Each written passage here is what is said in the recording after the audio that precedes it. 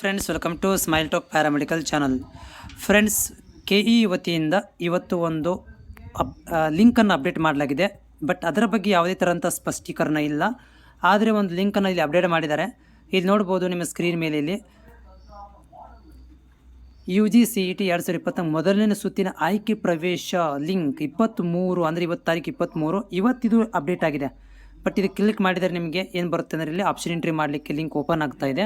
So ಇದು ಎದಕ್ಕೆ ಬಂದಿದೆ ಅಂತ ಗೊತ್ತಿಲ್ಲ. ಯಾಕಂತಂದರೆ ನಿನ್ನೆಗೇ ಏನೊಂದು ಆಪ್ಷನ್ ಎಂಟ್ರಿ ಮಾಡಬೇಕಿತ್ತು, ಒಂದು ಅಪ್ಡೇಟ್ ಇದ್ದು, ಇದೊಂದು ಅಪ್ಡೇಟ್ಗಳನ್ನು ಮಾಡಿದ್ರು.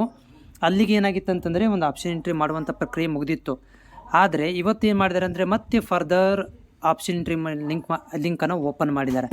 ಸೊ ಇದರ ಬಗ್ಗೆ ಯಾವುದೇ ಥರಂಥ ಒಂದು ಸ್ಪಷ್ಟೀಕರಣ ಇಲ್ಲ. ಯಾಕಂತಂದರೆ ಈಗಾಗಲೇ 25ನೇ ತಾರೀಕಿಗೆ ನಿಮ್ಮ ರಿಸಲ್ಟ್ ಅನೌನ್ಸ್ಮೆಂಟ್ ಆಗುತ್ತೆ, 2ನೇ ಮೋಕ್ ರಿಸಲ್ಟ್ ಅನೌನ್ಸ್ಮೆಂಟ್ ಆಗುತ್ತೆ.